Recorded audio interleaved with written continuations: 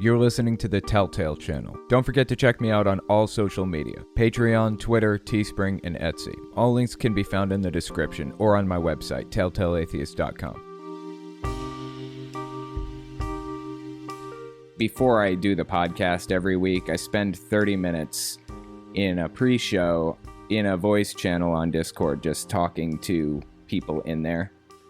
And if you guys wanted to get on there and hang out with me, before the podcast starts every single week, I always do it so that I can work out any audio or video glitches before the show actually starts. I just hang out and answer people's questions and stuff.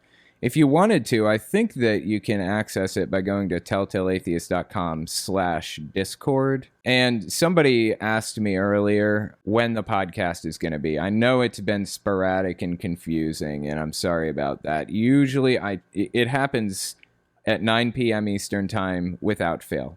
That's when it happens. I can guarantee you that that's when it will be. But which day it's going to be, that one's a little bit more in the air. I try to shoot for Sundays because if I do it on Monday, then everything gets all fucked up and weird. But sometimes I do it on Mondays. It will almost always be on Sundays. On occasion, it'll be on Monday. So if you're wondering when it's going to be, that's when it's going to be. Next Sunday, I'll be doing it. And I actually haven't gotten my green screen up here yet from West Virginia, but I did order basically a big green sheet that I can put on this wall back here and pin it to the wall. And when I do that, you won't have to see this disgusting white wall anymore. It's just the worst. It's just the worst color. So anyway, next week I'm hoping I'll have a green screen and some cool effects. So we'll see what happens. Hi, Owen. This is Chandler, and I'm from Texas. And I was just kind of curious. I know that you don't have much of a relationship with your mom. I hope you don't mind me asking, what's your relationship status with your dad? Are you close, or have you ever talked to your dad lately? Like, do you ever talk to him at all? So if you ever get this message, hopefully I'll be able to hear this on your podcast. All right, we'll see you. Bye. I appreciate that phone call. Interesting question. Let me tell you the answer. I do not talk to my dad anymore. You know what? I've decided that it's worth the deviation for me to see if I can find a picture of my dad. It may be worth the time because it is a trip, my friends. It is a trip and a half. Oh, this isn't a terribly good one. Oh my God. He doesn't have any really fucking bad pictures on here. Basically, the dude is a complete mess. He's a train wreck. And he's been a train wreck since I was a little kid. He's a complete piece of shit. I've talked about my dad a little bit on my channel. He was physically abusive. I have PTSD from him. He is just an evil person. He has Munchausen syndrome. And he told us he got in a car accident when I was little. I was maybe 6 years old or something when he got in a car accident. So from that moment on, he was in a wheelchair. Let's see, when I was 19 years old, I think. No, maybe I was 17 years old, somewhere in there. I don't know.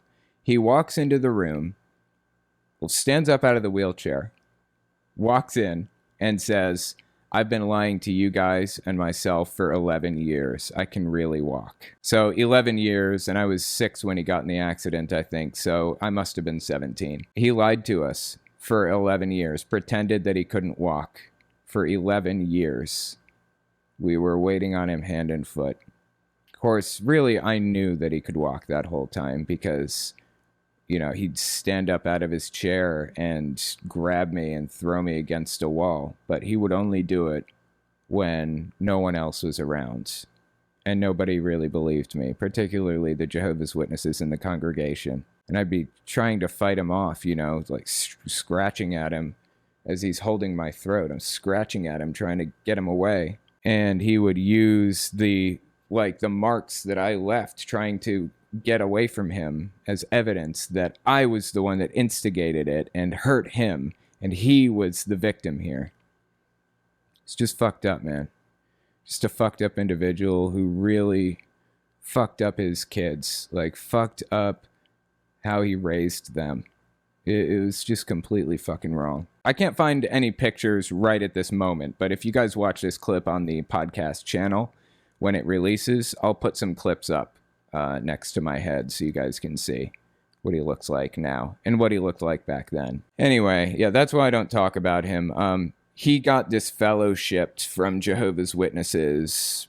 He got disfellowshipped maybe 10 years ago. At this point, I was already out of his life, or he was out of mine, and we weren't really talking at all, but he turned to alcoholism again. He got back into drinking, and he started smoking weed, and the elders at the congregation disfellowshipped him for it. And then he got reinstated, and then he got, after getting reinstated, he kind of left the religion behind and got a girlfriend, from what I hear, and went on with his own life. But the fact that he got a girlfriend means my mom was scripturally free, according to Jehovah's Witnesses, to divorce him and remarry because of infidelity. So she did. She left him and divorced him and moved back to Connecticut, where we were all from originally. Left West Virginia, went to Connecticut. So anyways, I don't talk to him because he literally gave me post-traumatic stress disorder from when I was a kid. That's why I don't talk to him now, even though he would talk to me. But every time he tries to contact me or my brothers or my sister, it's always to try to get money out of us for drugs, sadly. He's just not a good person. So anyway, there's your answer. I appreciate the voicemail. Hey, Owen, it's William here. I had a question I've been wondering. When it comes to the Mormon religion, and the Mormons go to the MTC before they go on their mission, and I was wondering, I've seen a lot of videos where they'll be like, what a beautiful garden, or what beautiful plants. Do you think they're trained on how to manipulate people at the MTC just to get them to talk to them?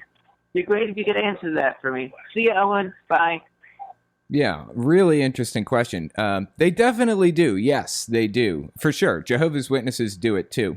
I was never a Mormon, so I can't really tell you what Mormons used to do or how they used to operate or whatever. But I can tell you how Jehovah's Witnesses operate. There used to be this thing called the Kingdom Ministry, and it was like 4 pages long, right? It was just this little tiny tract, basically, and they would give it out to all of the baptized and unbaptized publishers in the congregation, i.e., the people who would be knocking on doors and passing out literature to people. They'd give it out to these people, and in the back of the Kingdom Ministry, they would have example presentations. So Jehovah's Witnesses would have 2 magazines per month, and they've changed how many magazines they release every month over the years. So I think they have a Watchtower and Awake, and they usually had, when I was in it, they had the first of the month edition of each, and then they had a 15th day of the month edition of each. So you'd basically have 2 Watchtowers and 2 Awakes per week.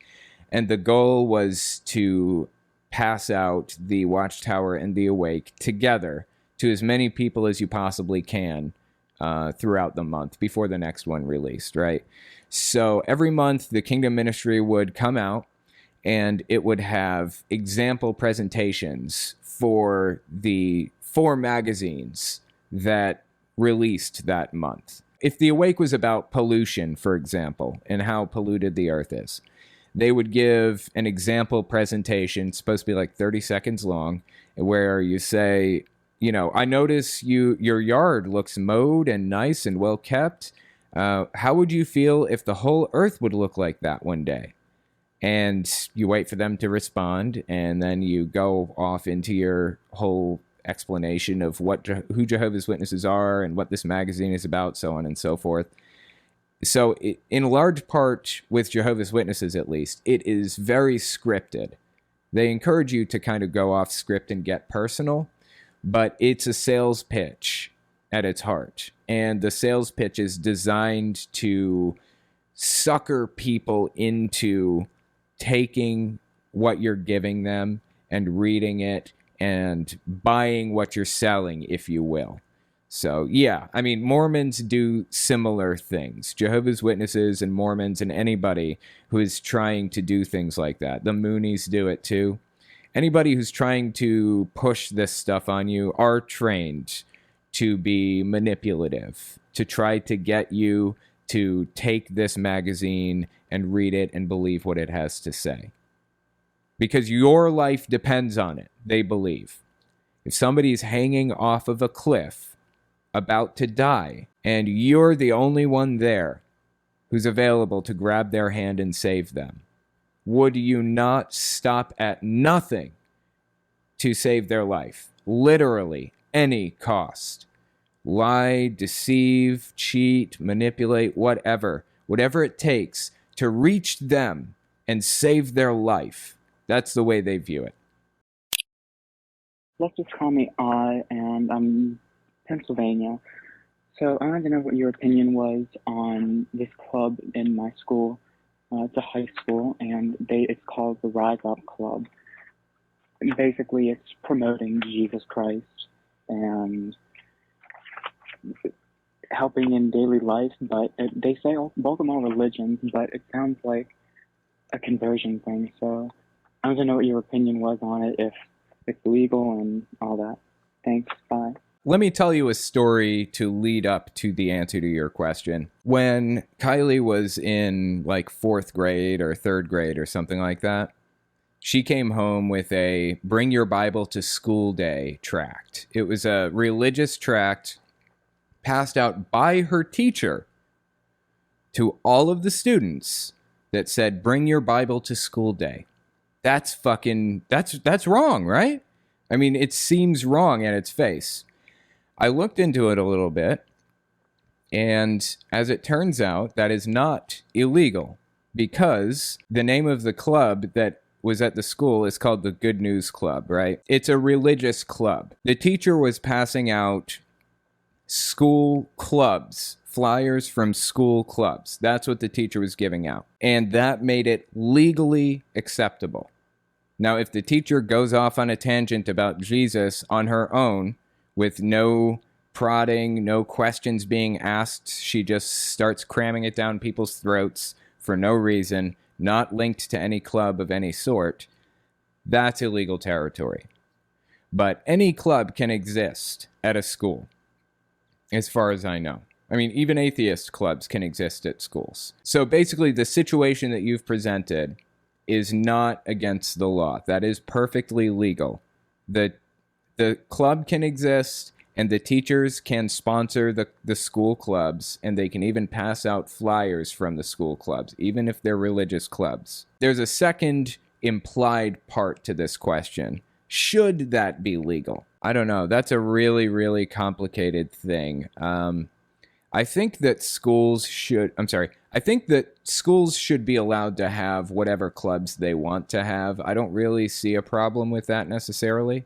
Christian club, atheist club, Muslim club, whatever. I don't give a fuck. But I still think teachers should be very, very careful about what they're allowed to say regarding religion, because they're speaking from a position of authority as an authority figure over these students, and the things that they say hold more weight than just any other student or any other staff member or person. They are speaking as a representative of the U.S. government when they teach kids. They should be extremely careful what they say. Like, not just religion-wise, but generally. You can really fuck a kid up with some of the things that you say to them, some of the things that they learn. You guys remember that girl Elizabeth Smart years and years ago? She was, I think, like 12 years old or something, and she was abducted. She was kidnapped. And all kinds of really terrible shit happened to her. She was held captive for 4 years by these crazy psychos who had abducted her. And finally, she found her way to safety. She found her way home. Went back to public school, living with her parents again. And when she got to her health class, they did the tape analogy, I think. I was listening to this girl talk about it, where they take a piece of tape and they stick it to your wrist, and then you pass it to the person next to you. They stick it on their wrist. The person next to them sticks it on their wrist all the way around, and then they say, sex is like tape. If you do it a lot, you're not sticky anymore. Or, you know, chewing gum. You lose your value if you sleep with somebody a lot. Saying this to a girl, Elizabeth Smart, who was, as a kid. People don't realize just how deeply some of that shit affects children when they say some of this shit. They don't realize how seriously they should be taking the things that they say to these children. So anyways, my point is, regarding the question, I think that teachers should be required to take things a lot more seriously than they do. I think it's kind of lackadaisical. They just say whatever the fuck they want, and they know they'll never get in trouble for it because this is a Christian nation.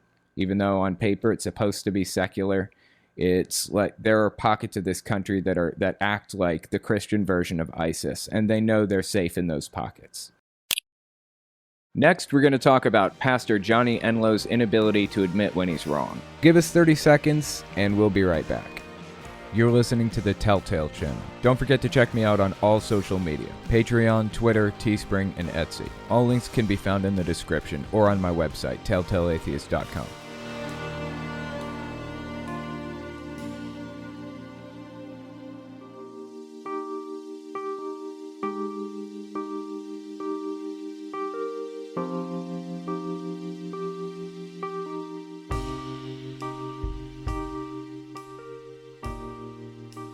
The first article I wanted to talk about is titled, Johnny Enlow Says Trump is Recognized from Heaven as the Primary Government Leader of Planet Earth. Now, I've actually covered this article once before, but I wanted to give you guys a reminder about it before going into the next article I wanted to talk about, which is Johnny Enlow claims Trump is on assignment from God to take down George Soros, Bill Gates, and others. Last week, we talked about a pastor named Rick Wiles, who is obsessed with the idea that Jewish people are controlling the world. They're controlling the governments and the money and the banks and the fucking everything. And this kind of popped out to me, this story about Johnny Enlow, because it's like this guy is going down the exact same rabbit hole as Rick Wiles.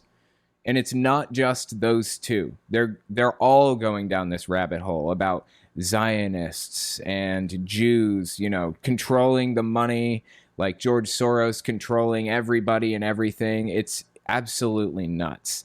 So I figured what we'd do is we would start with the first article to give you guys a reminder of Johnny Enlow and what he's been saying over the past 6 months or so, particularly about Trump and how he views himself.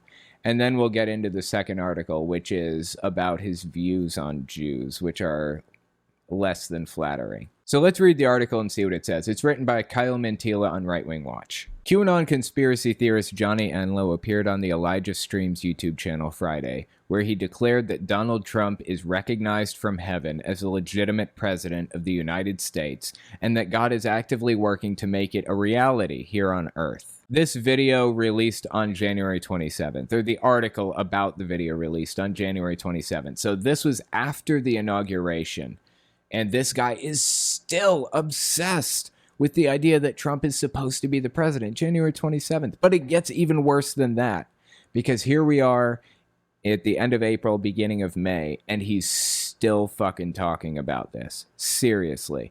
This guy does not like to admit when he's wrong.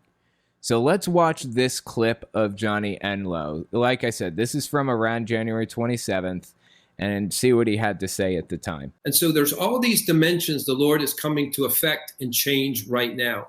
And President Trump still has a very active, viable role in that, and he will still step in on the playing field itself. He's even under the playing field. Believe me, God is doing things with him. And I won't go into it more than that, but he's not a pastor. Oh, please, dude. This guy is sitting here pretending that he knows some special information, some secret nugget that nobody else knows. I won't go into it more than that. And I won't go into it more than that. Give me a fucking break. This is ridiculous. And this isn't the first or the last time this guy pulled this stunt. And he's not a passive player. He is recognized from heaven. He is recognized as the primary government leader on planet Earth. Planet Earth, not just the United States, but all of planet Earth. Give me a break. When is this guy going to enter reality and exit delusion land? No joke. People need to know that. From heaven, President Trump is recognized as the primary government leader on planet Earth. How does he wake up and look himself in the mirror every day after saying shit like this? President Trump will serve above board as well. He will serve above board, and God is going to do this, and it's going to be fairly quick what he does. Okay, now let me just point out what he's doing here. He says he's going to serve above board as well. He's saying that at this point, around January 27th, because he had to come to the realization that Trump was not inaugurated as the president on January 20th, like he claimed he would be. So now he has to say, well, there will come a time when Trump serves above board and not just as president in secret. Because this guy's explanation for why Trump wasn't inaugurated on January 20th as the next president is because he really was secretly inaugurated, and Biden is just this figurehead that supposedly looks like he's pulling the levers, but really Trump is the guy pulling the levers in the background. So by saying he's going to serve above board like that, he's claiming that Trump is going to be the president again publicly and not just in private. Why does he dig himself these holes? He didn't have to do that. He could have just said, he could have just said what he said originally about Trump and just said he's serving in the background. He's continuing to dig himself holes. Robin Bullock had one of the more clever cover-ups for his little fuck-up by claiming that Trump would be president again. I thought his cover-up was pretty convenient. Trump has the option to go into the White House and God will supernaturally push things out of the way to let him take control again. But he has to want it, and Trump doesn't want it. That's the problem. That was Robin Bullock's explanation. And here we are, Johnny Enlow, refusing to give up, saying Trump is going to be the president again no matter what, and we're just going to have to wait and see. It's an embarrassment. Let's keep listening. And God is going to do this, and it's going to be fairly quick what he does. But this is something he did speak to me earlier. He didn't give me dates. He never gave me a date on anything, just that he would win. Why does he keep digging a hole for himself? Seriously. Here's the deal. I don't call myself prophet. I don't put it on my website. I don't announce myself as Prophet Johnny. A lot of people do. If he didn't believe that he was a prophet, then he would correct them. I've covered this video before. I just wanted to cover it again so that we had a little bit of lead up before we continue on to the next article. But when I covered this before, I said the same thing I'm going to say now. People call me a cult expert, and I don't just let it slide. I correct them. I am not an expert in the field. I am a communicator at best. If this guy really didn't believe that he was a prophet, he would correct them. He wouldn't let them sit there and think that he was a prophet. But he wants people to think that. And later in this clip, I actually pulled this part out because it isn't super relevant to what we're talking about. Later on in the clip, he tries to justify calling himself a prophet.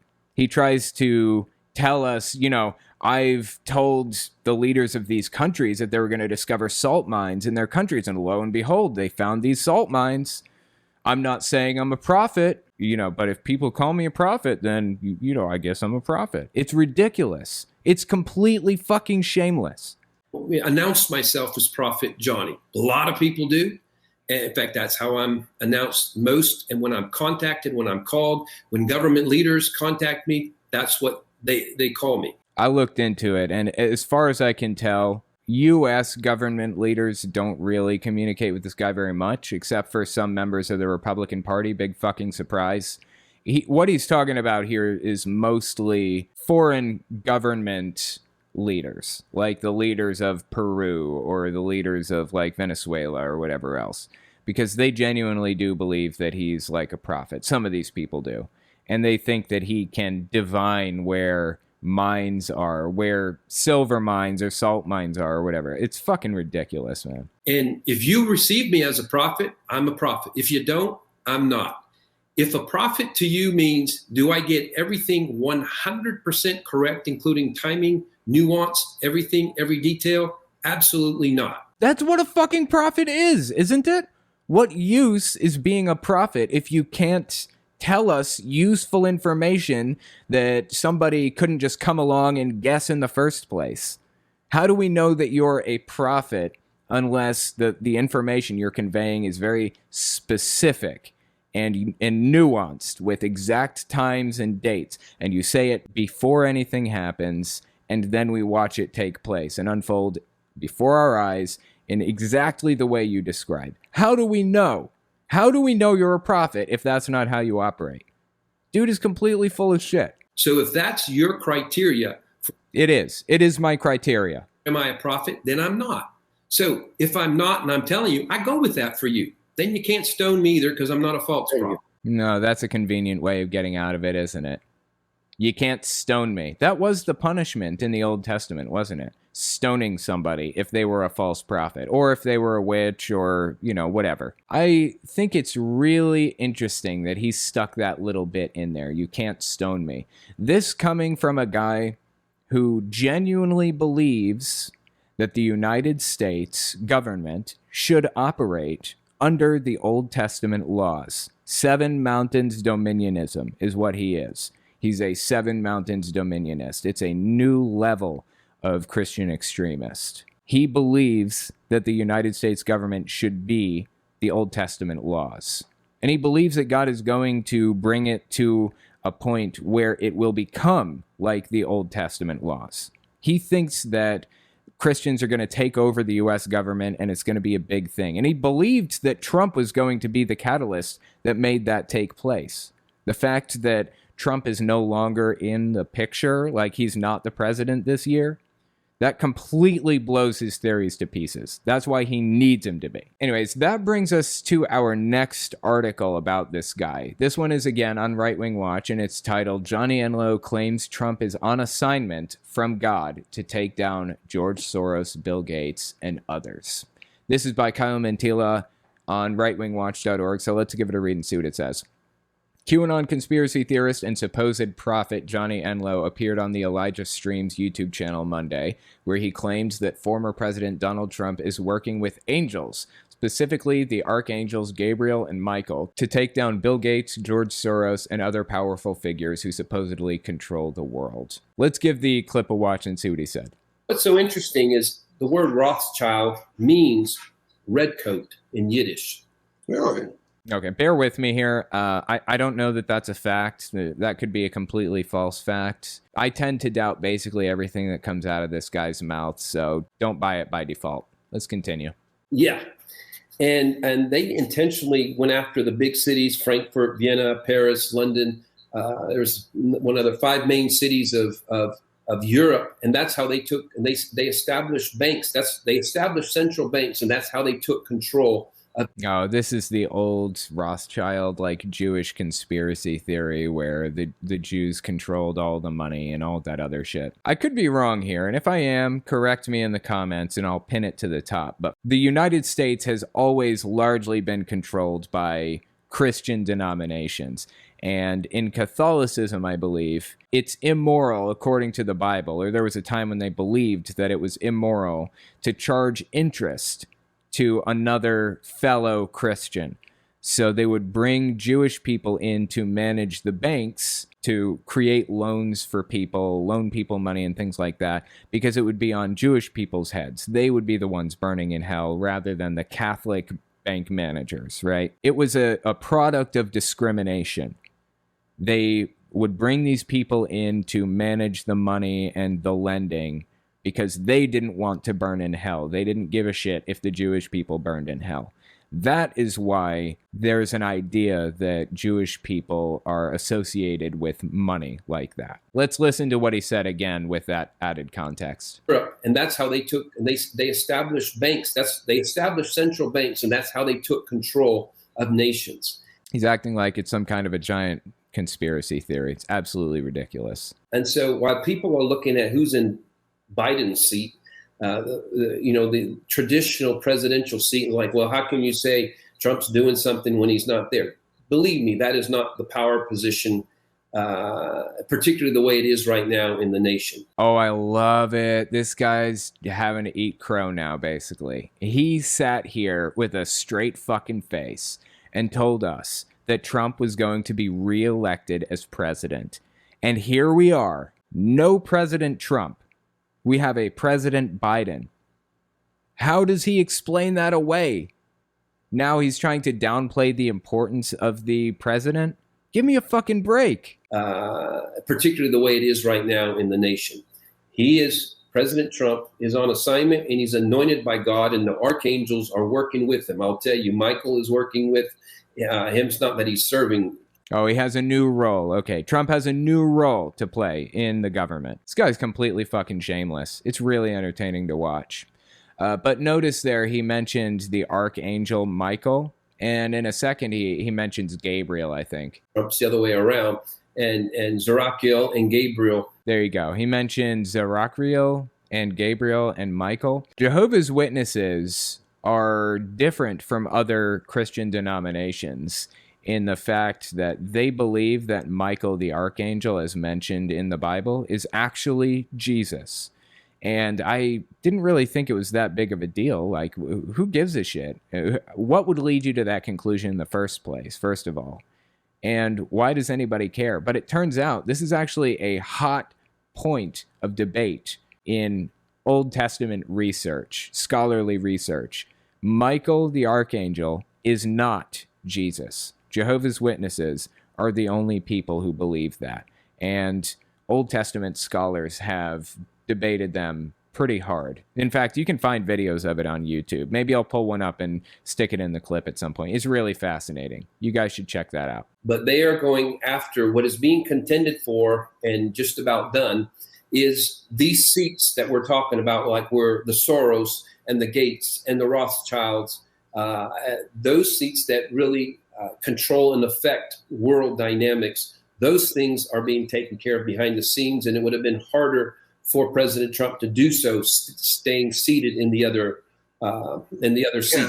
This is an embarrassment, man. So we moved from Trump is absolutely most definitely going to be reelected as president to Biden isn't going to be inaugurated. It will be Trump who is inaugurated to, well, Trump was actually inaugurated just secretly. And now we've moved to Trump doesn't need to be president. He's doing more important shit. You got to be kidding me. At what point does this guy have to accept reality? Seriously, at what point does he have to accept that he's completely full of shit and he was from the very beginning, and he just has to come to terms with that and admit it? Just admit when you're fucking wrong. Will this guy ever admit that he was wrong? Next, we're going to talk about a grand jury indicting the Genesis 2 cult leaders. Give us 30 seconds, and we'll be right back. You're listening to the Telltale Channel. Don't forget to check me out on all social media: Patreon, Twitter, Teespring, and Etsy. All links can be found in the description or on my website, telltaleatheist.com.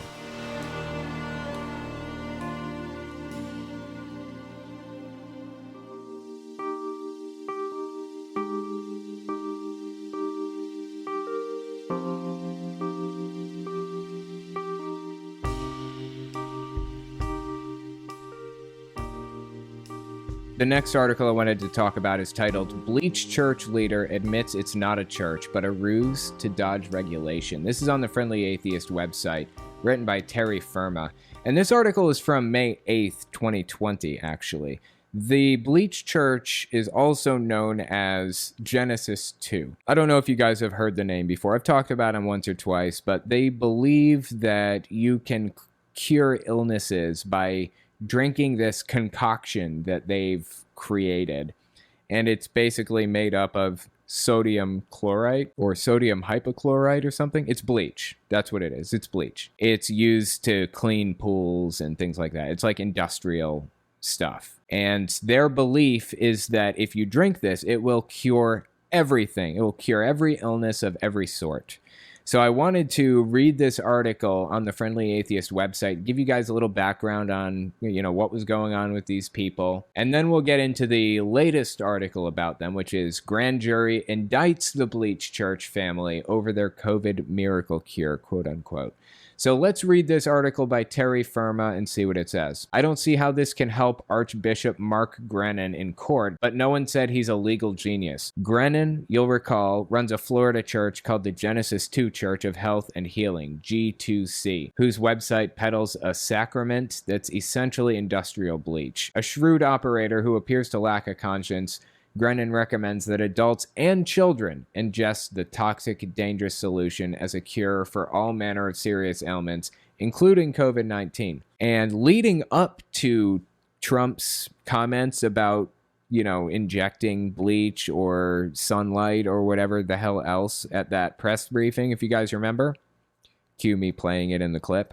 Right, and then I see the disinfectant where it knocks it out in a minute, 1 minute. And is there a way we can do something like that by injection inside or almost a cleaning? Because you see it gets on the lungs and it does a tremendous number of the lungs. So it'd be interesting to check that. So that you're going to have to use medical doctors with. But it sounds interesting to me. It turns out this guy, Mark Grennan, the leader of the Genesis 2 Church, quote unquote, had been in communication with the White House, had been sending letters to them, trying to tell Trump to alert him to the fact, quote unquote, that his concoction will cure anything, including COVID. And a few weeks later, after Mark Grennan had sent all these letters, then Trump comes out and says, we found out that bleach kills it, and I was wondering if maybe we can inject it in people. It was completely outrageous and circumstantially can be linked back to this guy. Anyway, let's keep reading.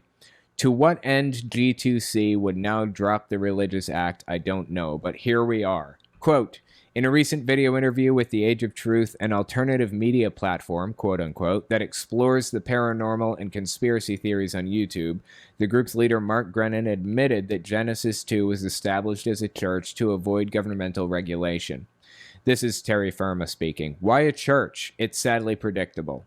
Quote, because everything you do commercially is under the Universal Commercial Code, okay? A church is completely separate from those codes, statutes, and laws. That's why a priest can give a kid wine in church, probably, and not get arrested, because it's a sacrament. You can go into a church like an embassy and get political asylum. Why? Because it's not under any law. You can't arrest us for doing one of our sacraments. We could have done temple. We could have done synagogue. We could have done mosque.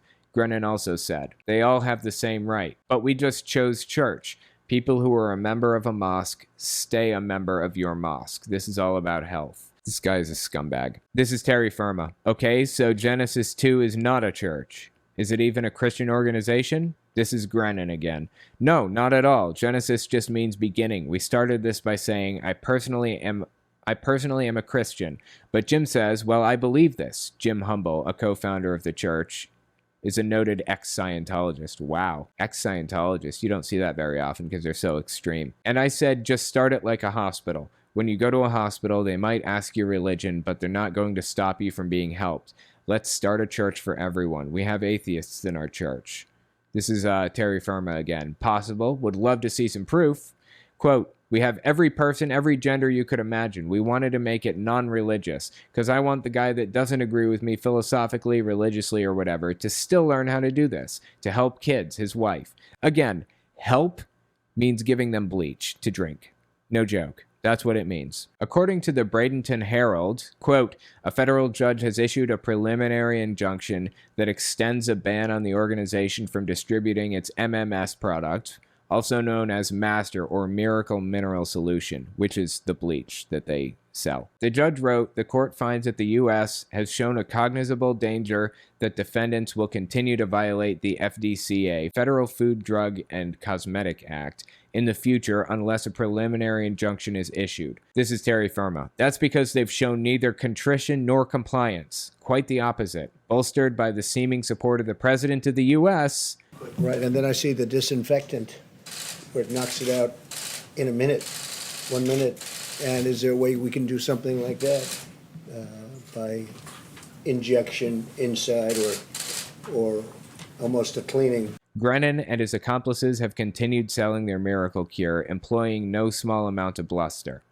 In a recent letter to U.S. District Judge Kathleen M. Williams and U.S. Attorney Matthew Feely, the self-proclaimed archbishop, still riding the religion angle, thundered, quote, "You can't make a law against the practice of our sacraments, so you surely can't enforce an unlawful law. So why are you, the FDA and the DOJ, committing this gross negligence against a church of the Lord of Jesus Christ that has the freedom to practice our religious convictions that our president defends?" Oh my God. This is terra firma again. I've occasionally thought that the whole thing is so over-the-top absurd that it must be a giant wind-up, a satanic temple-like spiel to expose the danger and the ludicrousness of spiritual rules and exemptions for churches. Grennan's admission that Genesis 2 isn't really a church may be the harbinger of some brilliant endgame to a years-long performance piece that would delight mega-hoaxer Joey Skaggs. Then again, religion produces more than its fair share of genuinely preposterous characters and behaviors. So that's who the Genesis 2 church is. That's what it's all about.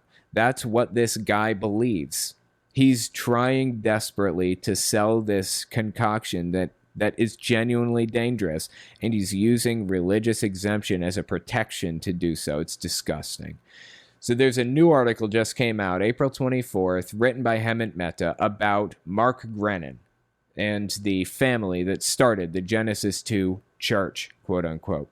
Let's give this article a read and see what it says. Over the past year, we've posted multiple times about the Florida-based Genesis 2 Church of Health and Healing, which basically sells bleach as a cure for everything. In May, the group's Australian chapter was slapped with a $150,000 fine for selling and promoting a solution containing sodium chlorite, a chemical used as a textile bleaching agent and disinfectant. The family behind it has now been indicted for fraud and criminal contempt. The group's leader, Mark Grennan, has admitted in the past that he doesn't run a church at all. That designation only exists to avoid government oversight, as we read just a minute ago. Whatever it is, though, it has an audience, which means it can cause a lot of damage, especially when he sent those letters to Trump, and Trump actually talked about injecting bleach. Like, holy shit. This guy actually reached the president. Now, the guy is a fucking idiot. The president is. So it doesn't surprise me that he would buy what this guy was selling. But come on. This is seriously dangerous shit. Last August, the US FDA issued a warning against using the products because they were deemed life-threatening. And last July, government officials raided the church headquarters in Bradenton, Florida, and confiscated everything inside, including 22 gallons of Miracle Mineral Solution, which is their bleach stuff, 8,300 pounds of sodium chloride, and 50 gallons of muriatic acid. Oh my God, that's hydrochloric acid, basically, is what that is. Muriatic acid is hydrochloric acid that they use to clean concrete. Can you believe this shit? And they had all of this stuff in there. That means they were probably selling it to people to have that amount on hand. Oh my God. All of that was destroyed per a court order. Holy shit. The order also said that the group's websites, which sold the products, had to be taken offline immediately. Thank fuck. Grennan and his sons were charged with conspiracy to defraud, conspiracy to violate the Federal Food, Drug, and Cosmetic Act, and criminal contempt. 2 of the sons were arrested. And now it's getting worse. Yesterday, the Department of Justice announced that a federal grand jury in Miami had returned an indictment against Grennan and his 3 sons. Quote, "The Grennans marketed MMS as a miracle cure-all for dozens of other serious diseases and disorders. The Grennans received more than $1 million from selling it." Oh my God, $1 million fucking dollars. $1 million from selling this shit. This is fucking wrong. The Grennans also allegedly threatened the federal judge presiding over the civil case and threatened that should the government attempt to enforce the court orders halting their distribution of MMS, the Grennans would pick up guns and instigate a Waco. If convicted, the Grennans face up to life imprisonment. Holy shit. This is some serious shit right here. This is Hemant Mehta speaking. At long last, the family's faith-based scam may finally be coming to an end, and they'll get the punishment they deserve. But how many people did they hurt, or worse, in the process? This is fucking disturbing. This is fucking disturbing.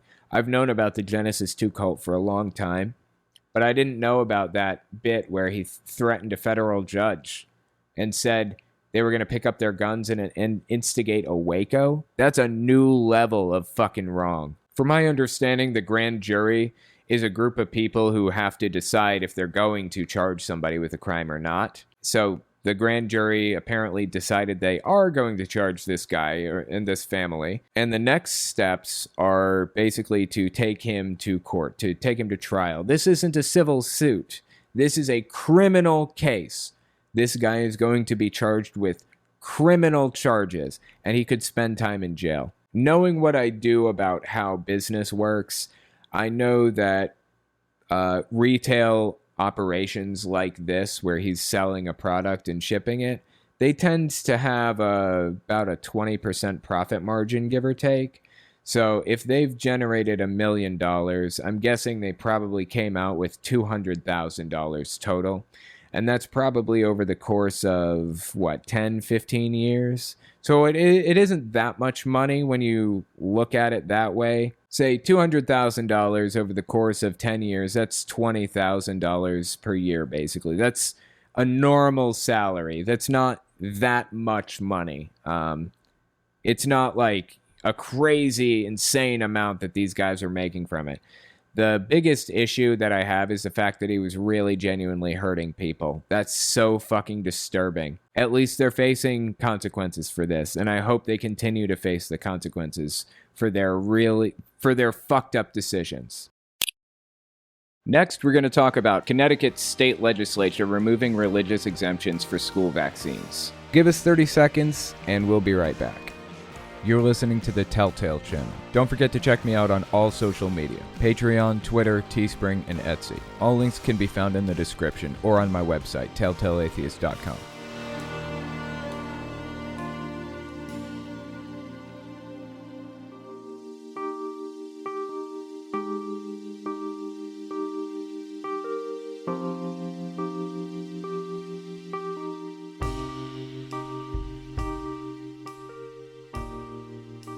Next article I wanted to look at is titled, Connecticut House Passes Bill Removing Religious Exemptions to School Vaccines. This is by Hemant Mehta on the Friendly Atheist website. This is a pretty big deal to me. There are a lot of civil liberties arguments about this and things like that, but honestly, I think it's a good thing. I think it's a good idea that Connecticut House passed a bill to remove the religious exemptions. So let's read this article and see what it said. Of all the things there ought to be religious exemptions for, vaccines make no sense at all. By possibly carrying and spreading a virus, for whatever the reason, other people stand to suffer as a result of the anti-vaxxer negligence. Religious freedom cannot work when someone's faith can literally harm other people. That's why Connecticut is rightly trying to eliminate its religious exemptions to vaccinations for students. As it stands, 7,600 school children have those exemptions. It's enough people that herd immunity is seriously threatened in some of their schools. I felt like this is a pretty important article to me, particularly because I live close to Connecticut, being in New York City now. And my family is from Connecticut and lives in Connecticut currently. My mom and my mom's family live in Connecticut. Now, I don't really have much of a relationship with my mom, not one to speak of really. But my mom's family was never Jehovah's Witness. I have one aunt and two cousins who used to be, but are now on the outside. But my grandparents and my aunts and uncles and everybody else, they were never part of the religion, and they are all perfectly happy to talk to me, have me over, and hang out, and the whole nine. So that's pretty cool. I am excited to go over there and see them for the first time in a long time. So the things that are happening in Connecticut are of interest to me. Let's keep reading. HB 6423, which passed in the State House on a 90-53 vote, on Monday, would eliminate religious exemptions to vaccines beginning with the 2022-2023 school year. The bill now heads to the democratically controlled state Senate. Unfortunately, Republicans were able to pass an amendment before that House vote to grandfather in students who currently have a religious exemption. In other words, the students who aren't vaccinated can continue putting everyone at risk. The government isn't about to kick them out of school once the law goes into effect, but at least new students won't be able to get away with it. It almost seems self-defeating to permit that amendment. Though if the bill passes, it's only a matter of years before everyone in the public school system is either vaccinated or has a legitimate medical excuse for avoiding their shots. This is a quote. Democratic Governor Ned Lamont reiterated Tuesday that he's prepared to sign the legislation into law if it passes in the Senate. I think it sends a strong signal, which I appreciate. Get vaccinated. Agreed. 100% agree. Wow. Democratic. I didn't know that was the governor of Connecticut. Governor Lamont, and he's a Democrat. Interesting. This is Hemant Mehta. There's no reason to allow religious zealots, vaccine skeptics, quote unquote, or conspiracy theorists to put everyone's health in jeopardy because of their own beliefs or negligence. It's one thing to destroy your own future. No one has the right to destroy everyone else's. No one's forcing them to be vaccinated, but the government has a responsibility to make sure the foolish decisions of a faith-based minority don't block the education of the majority. This wouldn't be such a big problem if it weren't for the fact that you have to have a certain number of people vaccinated from something to prevent it from spreading to everybody else. With COVID, from my understanding, the number is 70%, I think. We have to have 70% of the people vaccinated to reach herd immunity, where the people who can't get vaccinated or don't want to, they don't have to worry anymore because it's not really going to spread. It's not going to spread, at least not as easily. Measles, on the other hand, it has to be like 95% vaccinated or something like that to reach herd immunity because it's so infectious. It's extremely infectious. That's why it's so important for people who are in a public school system to be vaccinated. If they're going to be in large groups, they need to be vaccinated for the sake of the people who legitimately can't, like for allergies, for example, or something like that. If they don't want to get vaccinated, that's fine. They don't have to. Nobody has to get vaccinated, but they can't go to school. They can't go to public school and be around kids, other kids their age, because they are a risk to everybody around them. I think that's a fair trade-off. You don't want to take precautions that keep society safe. You can't be in society. Perfectly fair trade-off to me. I really feel bad for the kids whose parents are sucked into this bullshit, though, who are convinced that vaccines are evil and they're skeptics and blah, blah, blah. I was walking through the park the other day. We were keeping our distance and we had masks and we were safe. But right in the middle of COVID, some idiot without a mask walks by holding a giant sign saying something about how the vaccine isn't safe and it's not wrong to be a skeptic and all of that shit. When are people going to come to their senses? Honestly, I hope the US has a high enough percentage of people who are willing to take the vaccine that we're even capable of reaching herd immunity. I don't know that that's the case. We can just hope for the best. Let's keep reading. You would think being in the middle of a pandemic would make this abundantly clear, but one party remains beholden to the religious right. Thank goodness there are enough voices of reason in Connecticut's legislature that it appears this bill will be passed soon enough. And how sad is it that we just knew that the party who was going to oppose this was going to be the Republicans? Why was it that fucking obvious? For some reason, the Republican Party... I'm not talking about people who believe in conservative ideals, not talking about people who are more traditional, more on the traditional side or whatever. I'm talking Republicans, like cultists, Trump supporters, Trump cultists, those types of people. Why is it that we can always depend on them to make the stupid decisions that risk people's lives? Why is that? Why is it so obvious? Thank you guys for coming and giving this a listen, and I will talk to you next week. If you like what I do and you want to make sure I can continue to do it, you can support me in a few ways. First, you can support me on Patreon. That's probably the best way. But if you want to get something back for your support, you can check out my Teespring. I sell all kinds of shirts and stickers and stuff on there. Second, you can support me by checking out my Etsy store. I sell 3D printed stands for every system, from the original Nintendo to the Xbox One. And finally, if you want to support me in other ways, you can check me out on my other channels. I have the podcast channel, which is where I talk about whatever's on my mind. Politics, social issues, issues, whatever. You can also find it everywhere podcasts can be found. Or you can check out the videos on my main channel where I focus on destructive cults. As it is with most channels these days, I rely on the support of viewers like you to keep my channel alive, so sharing my work is extremely helpful. Anyways, check me out in all those places if you haven't already. Thanks for listening, guys.